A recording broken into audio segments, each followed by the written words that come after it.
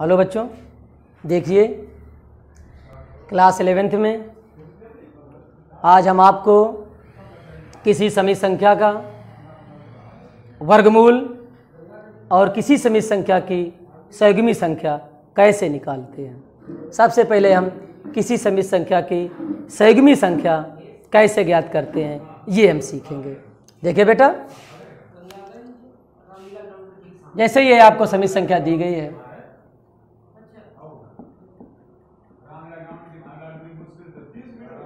समित संख्या z बराबर x plus iota Y, ये एक समित संख्या है।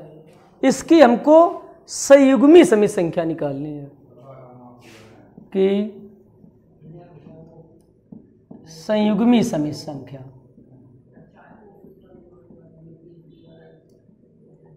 संयुग्मी समित संख्या z एक समित संख्या होती है, z बार या डैश उसकी एक संयुग्मी समित संख्या होती है। लिखेंगे यदि z एक समित संख्या है तो z बार इस तरीके से उसकी संयुग्मी समित संख्या होगी।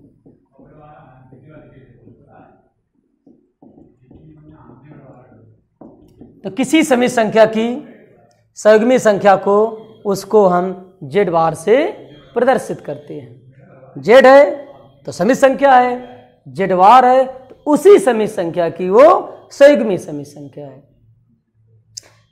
समित संख्या से संयुग्मी संख्या हम कैसे प्राप्त करते हैं, आइए बेटा सीखते हैं। इसमें हम वास्तविक भाग और काल्पनिक भाग तो जानते हैं, हम बहुत दिनों से बता रहे हैं आपको हैं। तो काल्पनिक भाग का हम चिन्ह बदल देते हैं। तो परिभाषा संयुग्मी संख्या की क्या बनेगी, किसी समित संख्या में उसके काल्पनिक भाग के चिन्ह को बदलने से प्राप्त संख्या दी गई समित संख्या की संयुग्मी संख्या कहलाती है। जैसे ये समित संख्या दी गई है, अब इसकी हमें संयुग्मी संख्या निकालना है।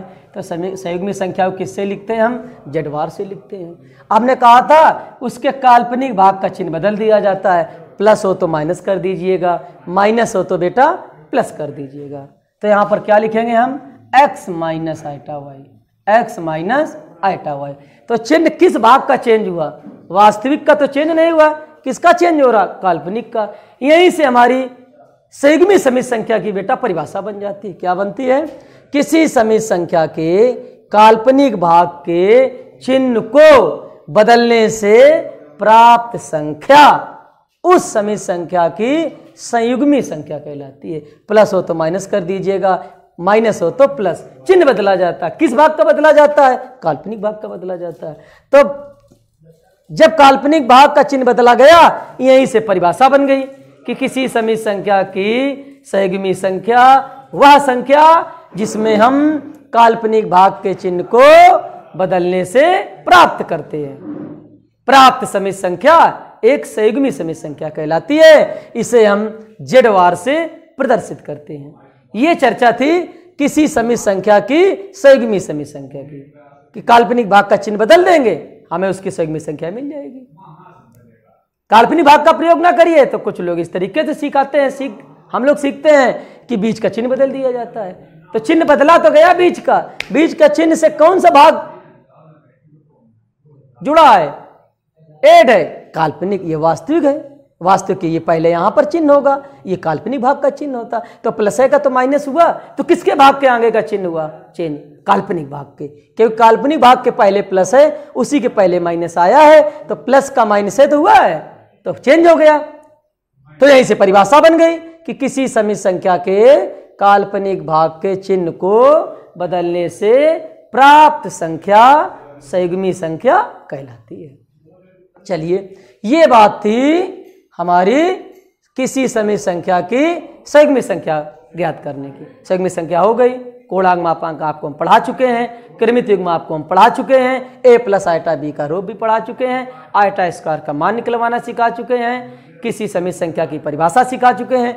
आज हम दी गई समित संख्या का वर्गमूल सीखेंगे, वर्गमूल सीखेंगे बेटा, स्क्वायर रूट मूल, वर्गमूल सीखेंगे। इस समित संख्या का हम सीखने जा रहे हैं। इसी प्रकार ये दो दी गई हैं, इनका आप घर में अध्ययन करेंगे कि जैसे हम इसका वर्गमूल निकालेंगे ऐसे आप सीख करके इन दोनों का प्रयास करना। तो आज समित संख्या का अंतिम भाग समित संख्या का वर्गमूल आपका खत्म हो जाएगा। ठीक है बेटा, चलिए देखते हैं। प्रश्न हमारा होगा, इसका हल करने जा रहे हैं। समित संख्या 3 + 4 आइटा का वर्गमूल ज्ञात करना, वर्गमूल ज्ञात करना। अब आपने कक्षा 8 में सीखा है बेटा, वर्गमूल और घनमूल में किसी संख्या का वर्गमूल अगर भाग विधि से निकालना है तो उसमें हम रूट का प्रयोग करते हैं। 16 का है ऐसे लिखते हैं, 25 का है ऐसे वर्गमूल निकाल देते हैं। यहाँ पर ऑर्डर ऑफ करली का क्रम या इस मूल के रूप में कहेंगे तो उसका मूल यहाँ पर छिपा रहता है। स्क्वायर मूल, स्क्वायर माने 2 होता है, तो यहाँ पर दूसरा मूल छिपा है, वर्गमूल कहते हैं। 2 के जोड़े बनते हैं। अगर इसी को भाग विधि से निकालते हैं, इससे गुणनखंड विधि से निकालते हैं तो ऐसे काटते चले जाते हैं। तो हम भाग विधि से दी गई समित संख्या का वर्गमूल निकालेंगे। जैसे निकालेंगे तो इसको हमें एक समित संख्या के रूप में बेटा मानना पड़ेगा। क्या मानेंगे देखिएगा।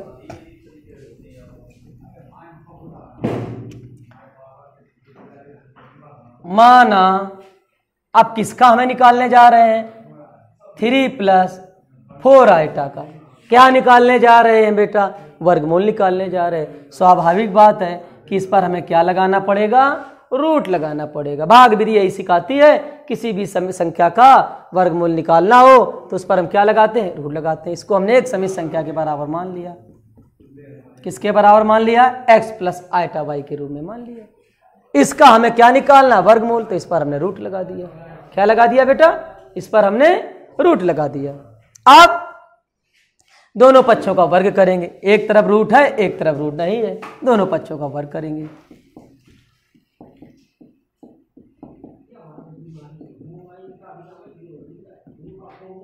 कर दीजिए वर्ग।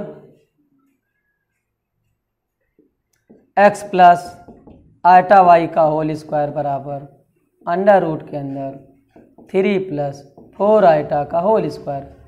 दाहिने पक्ष में देखिए तो वर्ग से रूट खत्म हो जाएगा। 3 + 4 आइटा। यहाँ पर हम देखेंगे तो यहाँ पर a + b का होल स्क्वायर लगेगा। a + b का होल स्क्वायर क्या होता है बेटा? कक्षा 8 हम सीखा है सरसमिका में। a वर्ग x वर्ग b वर्ग आइटा y का whole square plus 2ab 2xy आइटा आ जाएगा। ये वर्ग दोनों पर आएगा। कक्षा 9 के नियमानुसार करनी के ab की होल पावर n बराबर a की पावर n इंटू b की पावर n। घात सेम हो, आधार अलग अलग हो तो वो घात आपके दोनों पर आ जाती है। चलिए x² plus iota square y square plus 2xy iota बराबर 3 + 4 आइटा। आइटा स्क्वायर का मान पुटअप कर दीजिए। सिंस आइटा स्क्वायर बराबर क्या होता है बेटा? -1 होता है। आगे बढ़ेंगे। x² - y square plus 2xy iota बराबर 3 + 4 आइटा हो जाएगा। यहां पर देखिए बेटा, ये आपका वास्तविक भाग है, ये आपका काल्पनिक भाग है। इसके साथ आइटा नहीं लगा है, इस कारण ये वास्तविक भाग है। इसके साथ आइटा लगा है, इस कारण ये आपका काल्पनिक भाग है। आइटा क्यों लगा है? ये आपको हम ऋणात्मक संख्याओं के वर्गमूल में सिखा चुके हैं कि माना जाता है, इमेज किया जाता है, इमेजिन भाग होता है। चलिए अब इधर ये वास्तविक है, इधर ये वास्तविक है, इधर ये काल्पनिक है, इधर ये काल्पनिक है। तो इनके भागों की हम तुलना करते हैं तो भाषा कैसे लिखेंगे? दोनों पक्षों से वास्तविक व काल्पनिक भागों की तुलना करने पर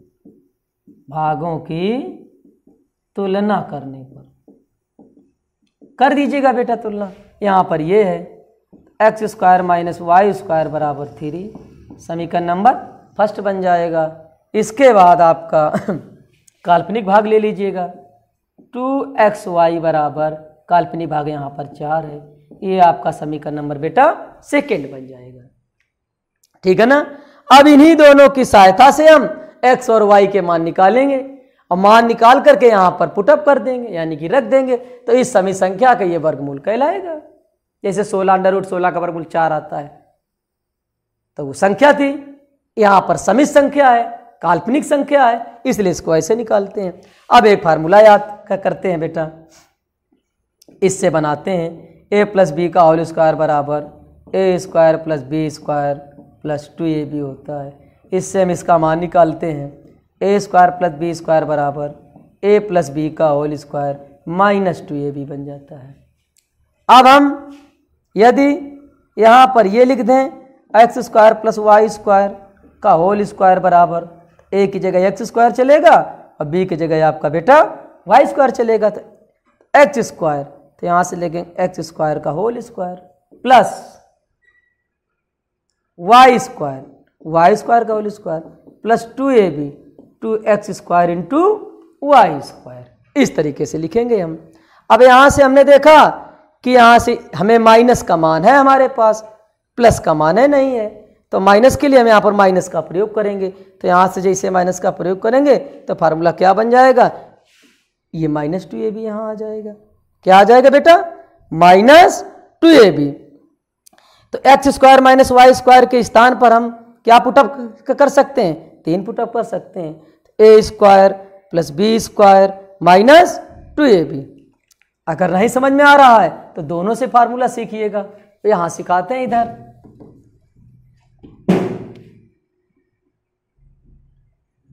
देखिए a माइनस बी का होल स्क्वायर, ऐसे सीखिए। a माइनस बी का होल स्क्वायर क्या होता है बेटा, a square plus B square minus 2ab हुआ। इसके बाद अब आप a प्लस बी का होल स्क्वायर निकालिए, क्या बनेगा, a square plus B square plus 2ab। अब इससे हम इसका मान निकालेंगे, इसको अपनी तरफ ले आएंगे, a square plus B square बराबर फार्मूला बन जाएगा बेटा a प्लस बी का होल स्क्वायर माइनस 2ab। ये हम यहाँ पुटअप कर सकते हैं। कहाँ पर पुटअप करेंगे बेटा, a स्क्वायर और b स्क्वायर के स्थान पर, तो क्या मिल जाएगा हमें, a माइनस बी का होल स्क्वायर बराबर a square plus B square के स्थान पर हम लिखेंगे बेटा a प्लस बी का होल स्क्वायर माइनस 2ab। एक और हमारा चल रहा था माइनस 2ab, तो ये आपका बेटा जुड़ जाएगा, a माइनस बी का होल स्क्वायर बराबर a प्लस बी का होल स्क्वायर माइनस 4ab। ये बनेगा हमारा। जब ये बनेगा हमारे पास स्क्वायर में है, a की जगह हम एक्स स्क्वायर लिख देंगे, एक्स स्क्वायर, बी की जगह वाई स्क्वायर लिख देंगे, x square minus y square का होल स्क्वायर बराबर क्या मिलेगा बेटा, x square plus y square का whole square minus 4x square into y square, ये मिलेगा। इस फार्मूले का प्रयोग हम यहाँ पर करेंगे, उसकी सहायता से हम इस संख्या का वर्गमूल निकालेंगे। लिखेंगे चूंकि हम सीधे सीधे लिखे दे रहे हैं, हमने निकाल के आपको सिखा दिया है कैसे आता है। चूंकि हम जानते हैं, या वी नो दैट, हम जानते हैं कि क्या बेटा जानते हैं, x square minus y square, x square minus y square का होल स्क्वायर बराबर x square plus y square का whole square minus 4x square. अगर कहीं पर अब ये लिखा है